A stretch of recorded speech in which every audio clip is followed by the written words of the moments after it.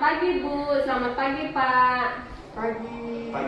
Perkenalkan, saya Sister Maria. Hari ini saya bertugas di Poli Kebidanan ini. Nah, kita akan buat kontrak waktu ya Pak, Bu. Untuk sekitar 10 menit saya akan menyampaikan penyuluhan. Apakah Bapak Ibu bersedia? Bersedia Bu. Baiklah, jika bersedia nanti saya akan menyampaikan penyuluhan ini tentang persalinan macet. Dalam istilah medisnya biasa disebut distosia.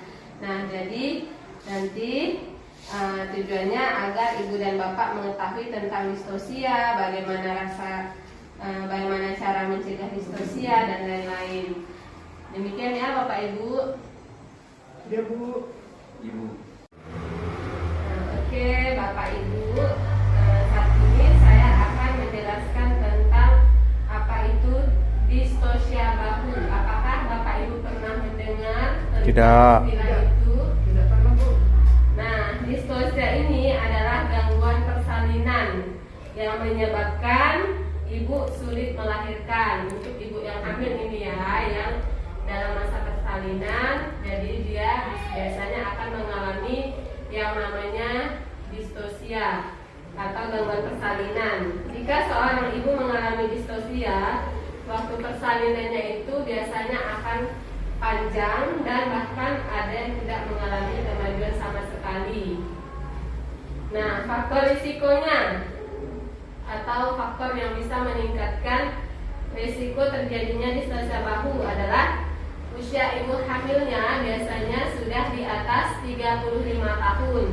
Jadi untuk ibu kalau sudah di atas 35 tahun jangan lagi ingin hamil ya, karena itu resiko untuk terjadinya distosia. Kemudian ukuran janin yang besar. Janin yang besar juga bisa mempengaruhi terjadinya distosia, karena kalau janin ukurannya besar, janinnya akan susah untuk keluar. Bentuk tulang panggul ibu yang tidak normal bisa juga menjadi penyebab distosia. Akibat kelainan bawaan bisa juga, atau riwayat patah tulang panggul untuk ibunya ya. Kemudian penyebab distosia ini apa? Itu biasa dikenal dengan 3P. 3P itu adalah power, passenger. Power adalah tenaga. Jadi tenaga ibu mendorong bayi keluar. Jika misalnya tenaga ibu kuat, maka persalinan akan lancar. Sebaliknya, jika tenaga ibu tidak ada, maka akan sulit melahirkan. Untuk peseknya atau jalan lahir, kondisi jalan lahir terdiri dari mulut rahim dan juga ukuran panggul ibu. Apabila kondisi panggul ibu tidak baik dan pembukaan tidak lengkap, bisa mengalami distosia atau kemacetan lama. Kemudian untuk passenger atau bayinya, ukuran bayi lebih dari 4 kilo bisa menyebabkan distosia juga. Jadi kalau bisa bayinya jangan terlalu besar ya.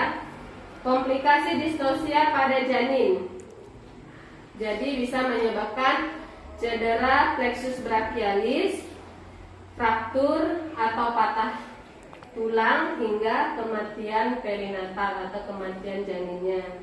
Komplikasi distosia pada ibu atau yang bisa terjadi pada ibu jika terjadi distosia adalah dinding rahimnya robek atau ruptur uteri. Untuk pencegahannya distosia ini, waktu hamil sebaiknya mengontrol kadar gula darah jika ada diabetes atau kencing manis pada ibu hamil, karena kalau dia mengalami kencing manis biasanya anaknya akan lebih besar dari yang seharusnya atau tidak dalam batas normal. Kemudian menjaga berat badan ideal sebelum hamil. Jadi jangan sampai obesitas. Harus jaga kenaikan berat badan yang normal saat hamil. Kemudian segera periksa ke dokter bila belum melahirkan setelah tanggal perkiraan persalinan. Nah, terakhir kontrol kehamilan secara rutin. Nah, jadi itu ya Pak, Ibu, untuk pencegahannya. Nah, itu yang perlu diperhatikan. Kemudian untuk penata laksanaan atau penanganan distosia yang dilakukan dokter biasanya kalau sudah terjadi distosia ini yaitu memberikan tekanan pada perut ibu atau meminta ibu menekuk kedua kaki dan mendekatkan lutut ke arah dada. Kemudian membantu memutar bahu bayi secara manual. Kemudian yang terakhir biasanya dilakukan episiotomi atau pemotongan untuk memberi ruang pada bahu. Demikian penjelasan tentang distosia ya Pak, Bu. Ya Bu. Dekat dekat. Baiklah Bapak Ibu, tadi barusan saya sudah menjelaskan tentang persalinan macet atau distosia dan bahasa medisnya. Apakah Bapak Ibu sudah mengerti atau sudah paham dengan apa yang saya jelaskan? Belum Bu. Apa ada yang mau ditanyakan Bu? Ada Bu. Apa itu? Baik Bu, apakah ada yang lagi yang mau ditanyakan? Kalau tanda dan gejala distosia bahu itu gimana Bu?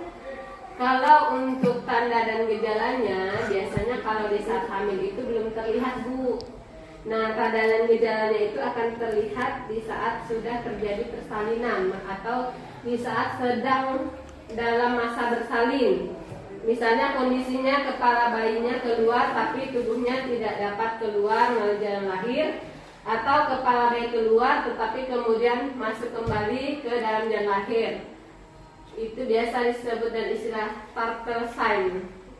Nah, seperti itu Bu, tanda dan gejalanya. Jadi dia persalinannya tuh tidak lancar atau tidak ada pembukaan sama sekali. Nah, itu juga bisa di saat persalinan tapi pembukaannya tidak maju-maju.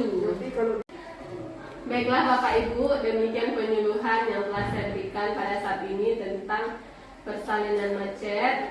Saya harapkan supaya bisa bermanfaat buat Bapak Ibu, apalagi untuk ibu yang sedang hamil pada saat ini. Terima kasih Bu untuk kesediaannya dan Bapak juga yang sudah mendampingi.